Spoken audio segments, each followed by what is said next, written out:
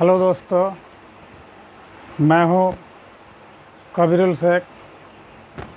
मेरा YouTube channel का नाम है हसन साउंड सॉल्यूशन। दोस्तों, हसन साउंड सॉल्यूशन चैनल में आप सबको स्वागत है। तो दोस्तों, आज का वीडियो होने वाला है, बहुत इंटरेस्टिंग वीडियो होने वाला है। आज हम लोग जिस पे चर्चा करने वाले हैं वो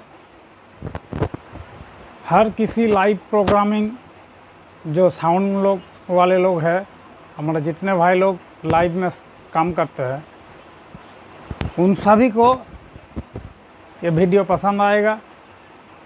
शायद कुछ ना कुछ काम पे आएगा ये वीडियो। दोस्तों, मान लीजिए आपका साउंड के दुनिया में जो आजकल जो वोकलिस्ट जो होता है, तो उसमें हम लोगों को डिले, रिवर्ब, इन सब के लिए कुछ ना कुछ प्रोसेसर यूज़ में लेना ही पड़ता है। वो चाहे एलाइसिस का हो, चाहे लेक्सिकन का हो, चाहे स्ट्रेंजर का हो, वो चाहे यामा का हो, चाहे बैरिंगर का हो, बहुत सारे हैं दोस्तों। तो कुछ ना कुछ ब्रांड, किसी न किसी ब्रांड में तो आपको जाना ही पड़ता है, क्योंकि आपके वोकल के लिए एक प्रोसेसर का बहुत ही आवश्यक है। जब तक आपका कोई प्रोसेसर नहीं लगाएंगे तब तक आपका वोकल का कोई क्वालिटी नहीं आएगा, क्रिस्टल क्लियर साउंड नहीं आएगा। दोस्तों, आजकल जो साउंड हम लोग चलाते हैं, हमारे भाई लोग जो आप लोग चलाते हैं, तो वहाँ जो इफ़ेक्ट यूज़ में लेते हैं, आज उसके बारे में जो हम लोग चर्चा कर रहे हैं।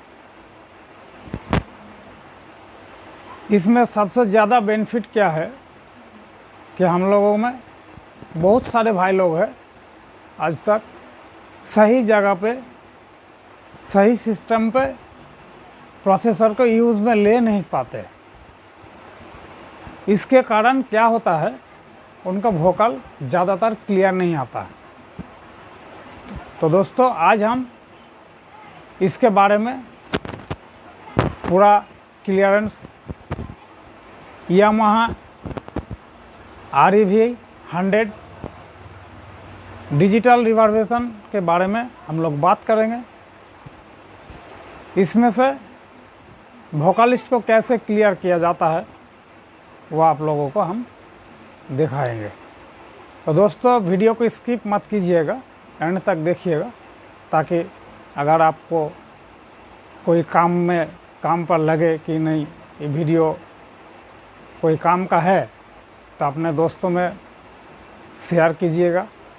और हो सके कि इस वीडियो से आपका कोई उपकार हो तो इस वीडियो को आप, मेरे चैनल को आप सब्सक्राइब कीजिएगा। तो दोस्तों, अब हम लोग बात ना करते हुए सीधे यामाहा प्रोसेसर का रिव्यू करते हैं। चलिए, आइए उसको हम लोग दिखाते हैं, उसके बारे में चर्चा करते हैं, फिर बीच में जो भी है उसका टेक्नोलॉजीज़ के बारे में हम लोग बात करेंगे। तो दोस्तों, साउंड के दुनिया में ज़्यादातर लोग, भाई लोग घबराता है कि ये बहुत क्रिटिकल चीज़ है। दोस्तों, आज के दुनिया में कोई क्रिटिकल चीज़ है तो नहीं, सब कुछ सुविधा है। जैसे हर भाई लोगों को तो सब चीज़ के बारे में शायद पता नहीं भी रह सकता है, तो जिन भाई लोगों के लिए जिनमें से इनके बारे में कोई नॉलेज ना हो तो उनके लिए ये वीडियो बहुत काम का होगा, इसलिए स्किप मत कीजिएगा, इसको एंड तक देखिएगा। तो आइए दोस्तों, अब हम लोग प्रोसेसर देख लेते हैं। सो गाइस, बहुत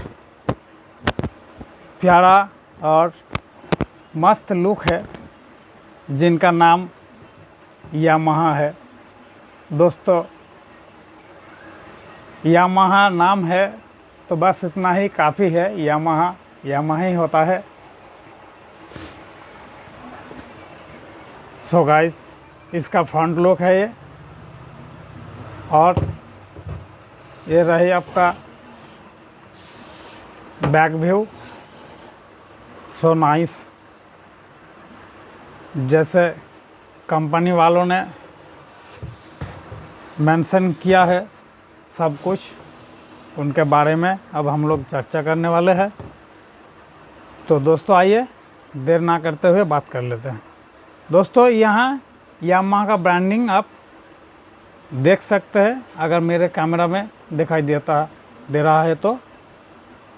दोस्तों, इसका मॉडल है ये REV 100 डिजिटल रिवर्वेशन। तो दोस्तों,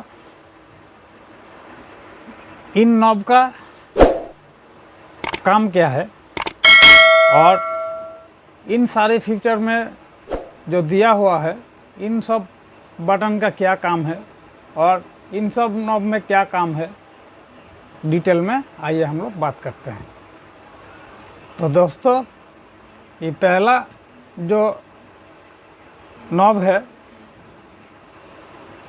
इसको बोलता है लेवल। और दोस्तों, ये दूसरा वाली नॉब जो है, इसको बोलता है डेकी। और ये रही आपका तीसरा वाले डिले। यहाँ दोस्तों दो नॉब है, ये आपका इनपुट लेवल में और मिक्स बैलेंस में काम आता है। वो कैसे, अब हम लोग बात करेंगे। तो दोस्तों, पहले हम लोग इसकी जो पीछे का इनपुट आउटपुट सिस्टम है, इनको पहले हम लोग देख लेते हैं, कुछ थोड़ा बहुत बात कर लेते हैं। तो दोस्तों, ये जो है, ये रही आपका एडाप्टर का इनपुट। इसको 12 वोल्ट DC में ऑपरेट होता है ये। दोस्तों, यहाँ एक स्लॉट दिखाई देता है आप लोगों को, हो सके तो इसमें मेड इन लिखा हुआ है। तो दोस्तों, इसका बहुत बड़े महत्वपूर्ण एक गंभीर में आलोचना का बात है।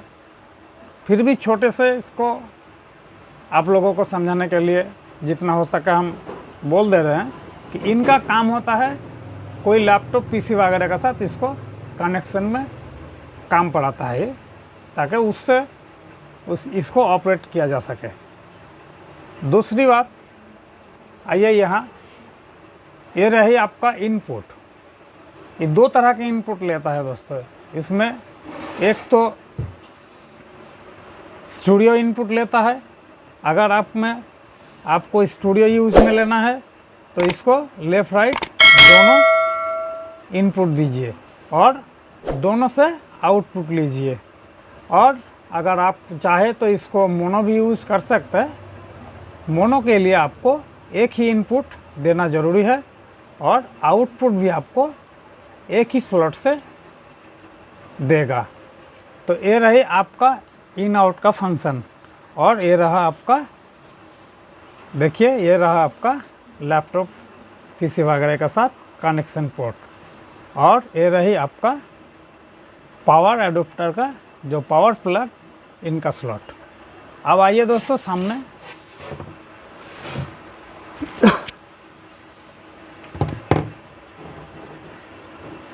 अब दोस्तों इनपुट लेवल का काम क्या होता है।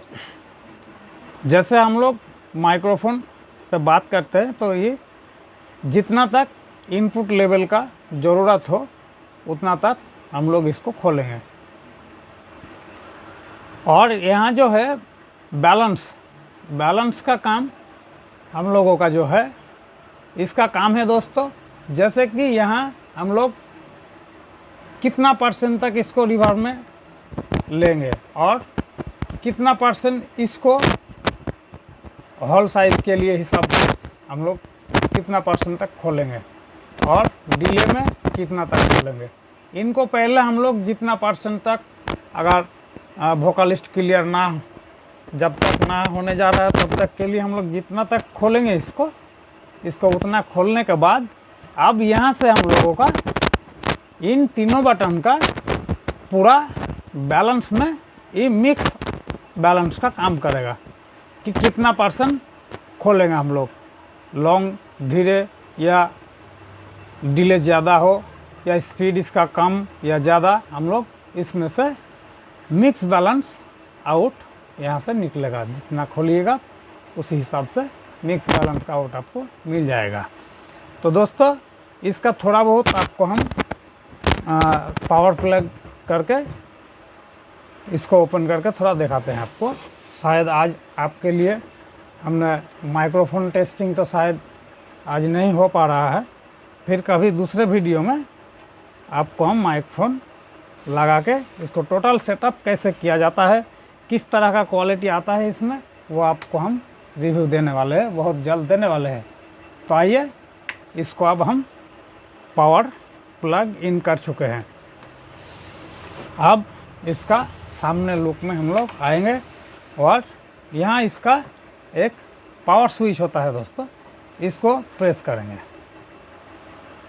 देखिए अब ये पावर ऑन हो चुका है।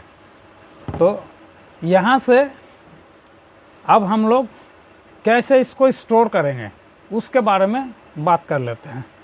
जैसे यहाँ से प्रोग्राम सिलेक्ट होता है आपका, यहाँ देखिए जैसे ये डाउन में आता है, देखिए 65, 64, इसमें से हमको डाउन में लेता है और ऊपर से हमको अप में जाना पड़ता है।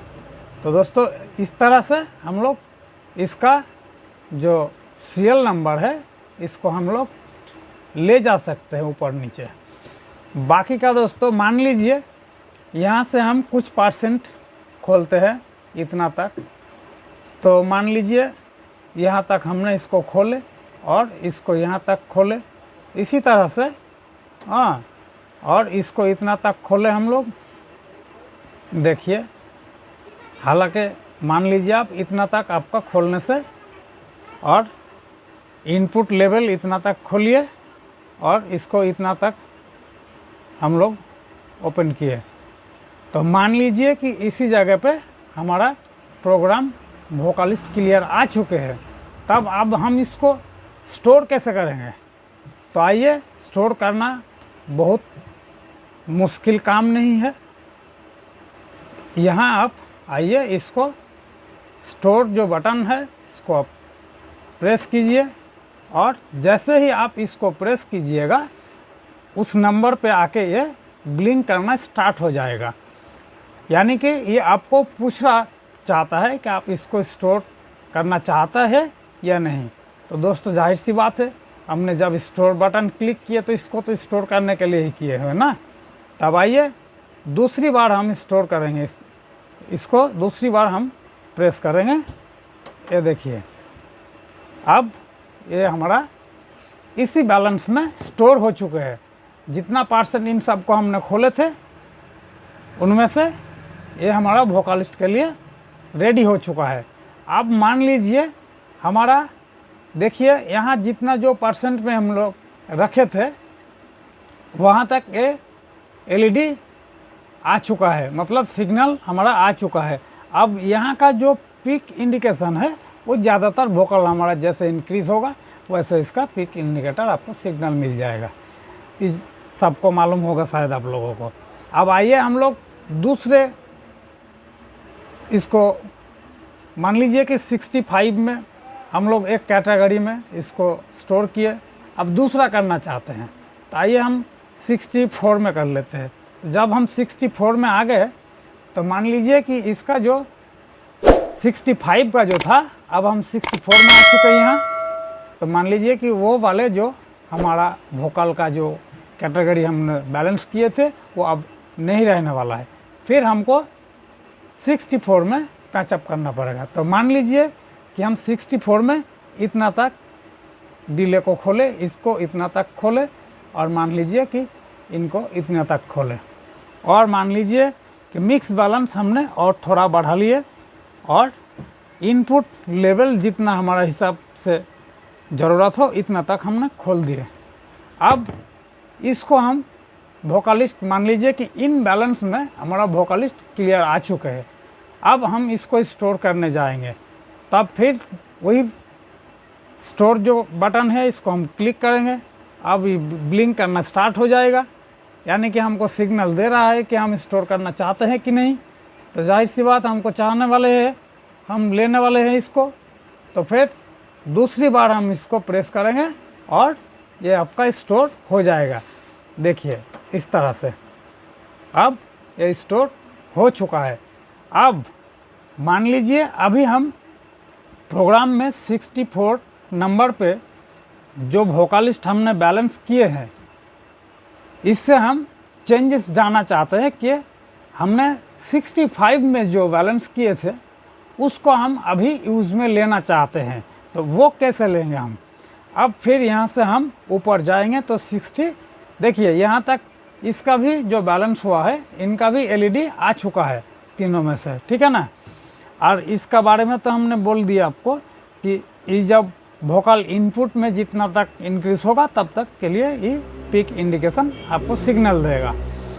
तो यहाँ 64 में जो हमारा एलईडी सिग्नल आ गया है, अब देखिए हम वोकलिस्ट को चेंज करने जा रहे हैं कि पहले हमारा जो 65 नंबर पे जो पैचअप था उसको हम अभी चलाना चाहते हैं, लेना चाहते हैं वोकल में। तो आइए सीधी सी बात, हम इसको प्रेस करेंगे और 65 में चला जाएंगे। अब मान लीजिए कि 65 में हमने जो बैलेंस किए थे तो उसी हिसाब से अब हम 65 में आ चुके, तो यहाँ का सिग्नल क्यों नहीं आ रहा है? तो दोस्तों सिग्नल लाने के लिए फिर आपको ज़्यादातर इसको देख लेना पड़ेगा। अभी ये 60, देखिए ये 65 में जहाँ तक हमने इसको रखे थे अब वहीं तक पूरा का पूरा आ चुका है ना दोस्तों। देखिए 65 बस आ गया, 65 का बैलेंस में हमारा वोकलिस्ट क्लियर हो गया। फिर अगर ज़रूरत पड़े तो हम 64 में आएंगे, तो फिर कोई बात नहीं, हम 64 में आ जाएंगे। 64 में आके फिर हमने यहाँ से इसको देख लेंगे कि ये कहाँ तक सिग्नल इंडिकेशन कर रहा है, तो हम इसको वहीं तक छोड़ देंगे। अब ये खुद ब खुद 64 में हमारा रन करना स्टार्ट हो जाएगा। तो दोस्तों आशा करता हूँ कि इनके बारे में जितना मैंने आप लोगों को समझाया, आज बेसिक इतना ही काफ़ी है आज के लिए।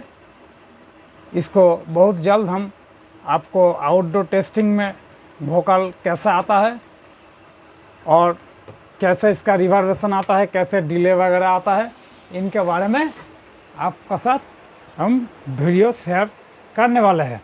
तो दोस्तों आउटडोर वीडियो बहुत जल्दी हम कोशिश करेंगे आप लोगों को देने के लिए। तो आज के लिए दोस्तों इसके बारे में इतना ही। अगर ये वीडियो कोई काम का हो तो इसमें ज़रूर एक लाइक, शेयर और सब्सक्राइब करना मत भूलिएगा दोस्तों। जय हिंद, नमस्ते, धन्यवाद।